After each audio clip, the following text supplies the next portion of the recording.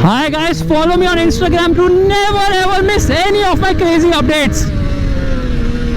Hi guys and welcome to another vlog. You can hear the happiness in my voice because I'm riding this. This is the Yamaha RX 100, the OG, the gangster, the two-stroke monster, a motorcycle which makes all 100cc motorcycles on sale today look outdated even though they come after 20-30 years. That is the level of performance of this absolute mad beast of a motorcycle.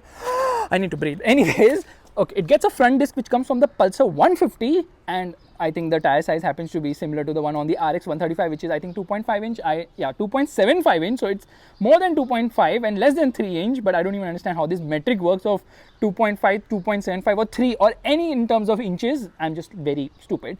Anyways, 18-inch wheel, of course, spoke wheels which get a little bit of rust standard. You get a chrome mudguard and Yamaha logo here above the number plate. Round lights, of course, everything is round, including the indicators, and this is an absolute iconic motorcycle. You get a crash guard here, the beautiful two-stroke engine. This is obviously to turn on the motorcycle. The kick start, because it does not get a self-start. At that time, nobody was actually offering self-start. You get that's a reflector, Yamaha logo on the tank, and then RX 100 written right here. In fact, there's storage space here. It says first aid kit and has this nice signage as well. So I have to put the key inside, although nothing's going to really fit. I kind of struggle operating this key. Here we go, and then we twist it and then we pull it from here. That's about it. I don't know what you're going to store inside, but the key automatically fell down, so we're just going to shut it for the moment. You can see the chrome exhaust looks quite nice. Dual shocks, of course. Seat looks quite nice, but this is an aftermarket seat cover, and then there's this thing to hold on to. Obviously you get a grab rail as well. Yeah, tire size is chin to minto, but thankfully the brake light is not circular. It is, I think, rectangular. And yeah, you get a nice chain guard as well. Now there's something very interesting on this motorcycle. First and foremost, this is to turn on the reserve for the fuel, of course.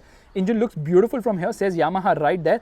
RX 100 here, and this seems to be the fuel meter, or this is the oil meter, because obviously it's a two-stroke, so you have to add oil alongside the fuel, of course. And there is the horn. Lot of exposed wiring here and there, like crazy amount of exposed wiring on this motorcycle, but that time fit and finish was certainly not a thing. But these are the controls for the lights, of course, and this is for the horn.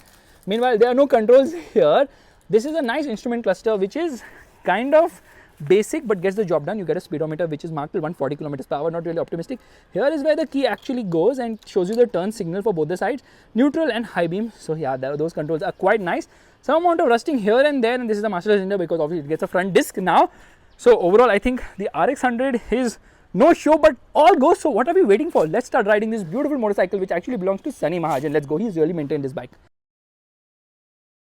So now it's time to ride this RX 100, which means obviously we have to kick start it. You're turning on the ignition, and yeah, in one go. Faisal, I'm so proud of you.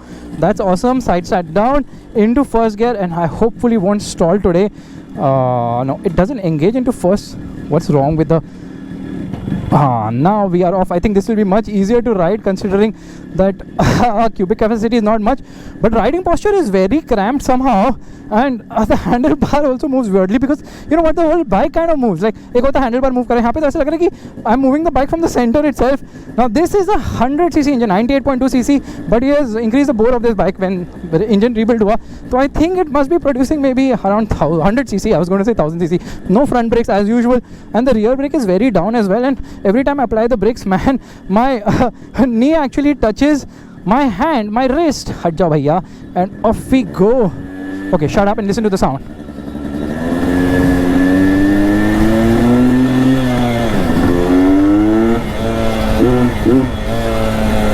Okay, the sound is good, but brakes are zero. Even with the front disc, the brakes don't work, which is very weird. 11.2 horsepower and 10.45 Newton meters is what this motorcycle actually produces, which is a decent amount of grunt. But you know what's the real highlight here? Weighs just 103 kg, super duper lightweight, which gives it the performance. It sounds really nice. The signature two-stroke sound is amazing, and the fuel tank capacity is I think 10 liters or so, but speedometer is not working, thankfully, otherwise I would be so enthusiastic to go from 0 to 100 km per hour. It will reach 100 km per hour. This motorcycle reached the quarter mile. Okay, where we are, I have to look down to shift gears. Gears are very clunky. Gearbox is decently smooth shifting, but you know what, when this motorcycle came, it absolutely annihilated everything. This is kind of the replacement of, which bike was this? Yeah, RD350, because RD350 was so powerful, nobody wanted to buy that bike. They were like, humse na chal payegi, fuel efficiency bhi nahi hai. So Yamaha or Escort decided ki let's launch a motorcycle which actually will offer efficiency as well as performance, and the RX 100 did exactly that.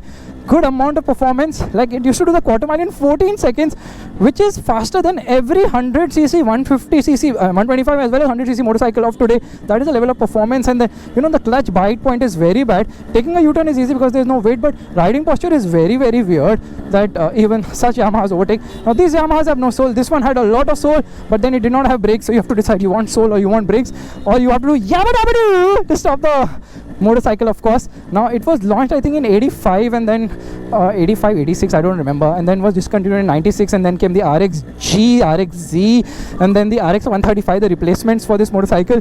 Because of emission norms, it had to finally be given a Tata bye-bye as well. Ride is horrendous, riding posture is bad, okay, only it's the engine which is absolutely phenomenal in the way it sounds and the way it accelerates as well. It was so fast.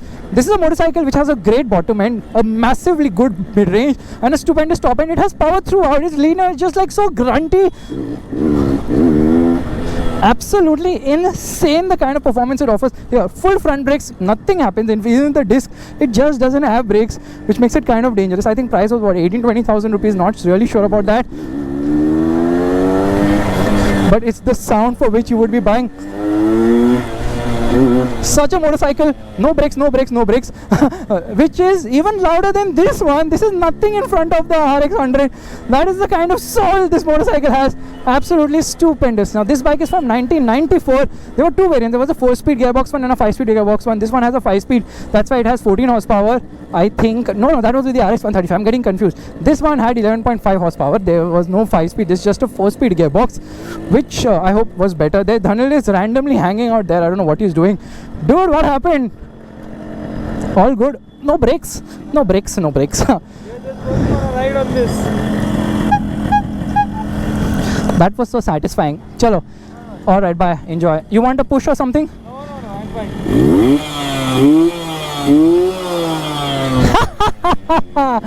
I love the sound. Yeah, obviously with the sound, it also creates noise as well as other types of pollution, but oh my god, this is a motorcycle which is so pleasurable because it gives you a pleasure of another kind. Every time you rev it now, honestly, the seat vibrates in a very pleasurable way. Oh my god, am I getting into the wrong thing right now? I think I am. So on that stupidity, it's time to my left lane wala hu. Please move along, and here I am going to make a turn because the lightweight handling is good. If you like this vlog, make sure to give it a thumbs up. That's a like button, and also subscribe to the channel. I will see you guys in the next video soon. Bye bye. Nice.